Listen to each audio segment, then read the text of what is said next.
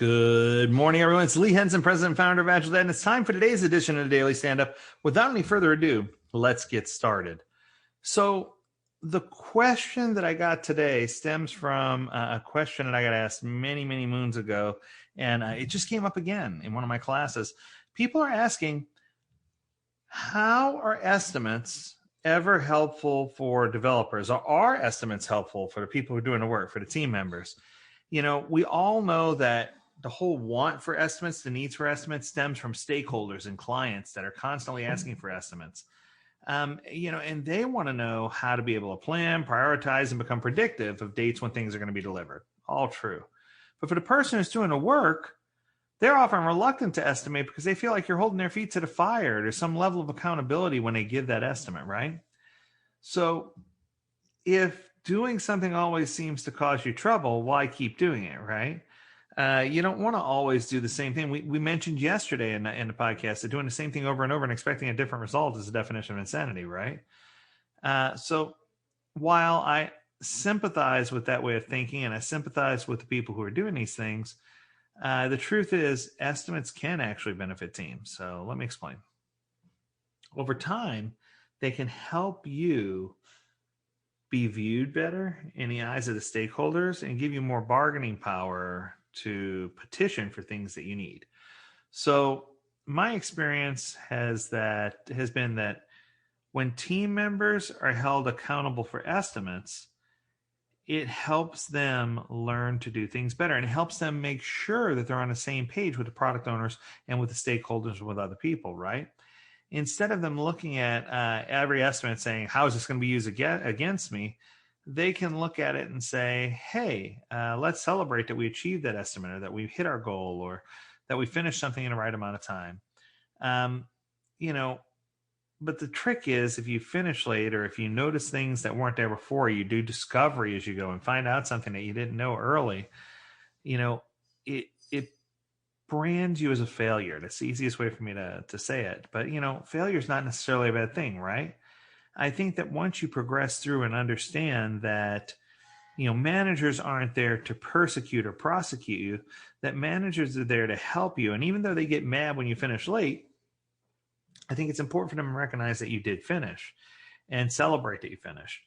I think that when leaders switch from being a manager to a servant leader, where they're still holding people accountable, but they're celebrating success instead of punishing failure, that's when you start to see this pendulum shift, right? That's where you start to see things move. Developers, if you let them do their thing, are generally chronically optimistic. They tend to underestimate how long they think it's going to take for them to do something. And they become incredibly overly optimistic about all the things they can do. But it's not because they're trying to lie. It's because they are really happy people and they want to get things done. And they really feel like their strengths are good enough to get them through and to do the things that they need to do. I think that when you push back on a team's estimates and you make them reevaluate, and sometimes it embarrasses them, or sometimes it's something that they feel like, wow, they don't trust me. The honesty thing and trust comes in, and people will come entrenched in dishonesty, and that people start looking for a better approach, right?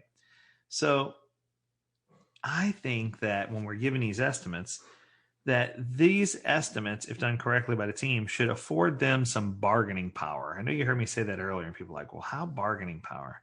So, I think that when the stakeholders are encouraged that the team's going to deliver, and the team estimates in such a way that it's not just something arbitrary or that's going to get them in trouble, then their estimates are better, they're more accurate, and they have a higher degree of success rate. So if this is true, then why are some teams better at estimating than others, right? If you dig deeper, you'll find that the teams who gave better estimates on the past projects or on the most recent projects are the ones that have better relationships with the stakeholders. So if you looked at that as a catalyst, a relationship between the stakeholders who are expecting a product to be delivered and the teams who are actually building it, the stakeholders listen when those teams said, hey, that this deadline is impossible, or hey, we need this to be successful, right? So the question then becomes, what happens when a team is just really bad at estimating, or they refuse to try, or they're not even interested? Could you picture a team that just refuses to estimate? They have no history of delivering on their estimates. They walk around or swim around or whatever the case may be and say, hey, this is what it is. And they don't want to estimate. And I think part of this is that they've been burned in the past, right? Or imagine a team that's poor at estimating because they have a poor track record of delivering on what they say is possible. So they've given up hope, right? They give up their will to live and they just let things fly. When their boss comes to the team and outlines a set of functionality and asks the team how long it's going to take, hitting that goal really needs to be delivered in 6 months if possible, for example. The team estimates the work and decides it's going to take much longer than 6 months, up to a year. They explain that they need more people, more time, or can deliver a shorter set of features, a shorter stack in 6 months, but that functionality that's being requested is impossible in 6 months, right? The boss's likely response is, just get it done in 6 months. We'll figure it out, right? Now, before we fall back and say Parkinson's law, that if you give somebody 6 months to do something, they should be able to achieve it in 6 months, and before we go on and say that the boss is a jerk, this team had a history of poor estimation. So it doesn't necessarily mean that they're going to finish or not going to finish, but it also doesn't mean that they earned the right to fight back based on what I knew, right, at the time, or what they knew at the time. And I think that's the key here. So a good estimating history is going to elevate your results. If you have teams that do estimate well, most teams aren't perfect, but if they have good estimates, right? Maybe on a past project, they told the boss they could deliver in April or May, and they finished right before the end of May. That's solid, right? On another project, team members said it would take 3 months, and they delivered right at the deadline, but did have to postpone a couple of fairly small product backlog features to get there. So they're not perfect estimators, but they end up being pretty good, right? So this is where I call it center mass. I picture people throwing darts at a dartboard, or shooting a bow and arrow, or shooting a crossbow, or shooting a firearm or a long rifle, or maybe they're getting drunk and throwing axes in a bar because someone thought that was a good idea.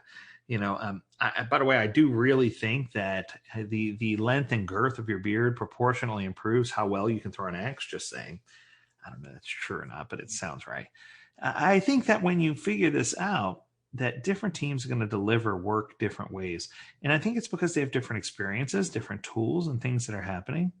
And I think there's a powerful drive to get people to the point where they can, or teams to the point where they can feel confident in their estimates and not feel like they're going to be buried because they gave an estimate. So the boss asks the teams to deliver a certain amount of functionality in 6 months. The team estimates the work, takes it under consideration, and then ultimately tells the boss that it's just too much. Realistically, that would take 8 or 9 months. The boss tells the team, well, do it anyway. Just like the first team's going to do it, right? And I think that when you push like that the team has provided a bunch of credible estimates in the past, so the boss needs to pay better attention to what they're trying to do. But the boss is even going to push that team harder and treat the team, as if, hey, this just needs to be done. When instead they should be treating the team as an equal partner in solving a shared problem. Totally agree. So I think the key to getting this right is having a healthy, respectful relationship between the teams and the people doing the work, between the teams and the people administering the work, between the product owners, between the release planners and the engineers. It's just important to build all those different relationships. In addition, I think that, if you look at this from a development perspective, from a person who's building the product or service perspective, I think that you'll discover quickly that their morale will increase as they realize that their feet aren't being held to the fire all the time and that they have a little bit of room to breathe so that they can let those creative juices flow and create something that's really going to blow our mind. That's where it all boils down to. That's where I'm going with this. So do estimates help developers? You bet. As long as you have some initial estimate that's given by the product owner of some kind, that gives them some kind of benchmark that's hidden from the team until release planning. And then you give the team the ability to compare their estimate to that benchmark estimate and have open discussion about the things that have discrepancies. I think that's where you're going to gain your biggest wins, and that's where people are going to enjoy the whole estimation process that much better. All right. That was a mouthful. I want to thank Mike Cohn for publishing this one. This was out about 3 months ago on Mike's website, Mountain Goat Software. good article, and it helped me through. So as always, we encourage you to visit AgileDad.com, where you can learn more about this topic and many others. Until next time, we want to encourage you to stay healthy, stay well, and stay agile, my friends. Do take care.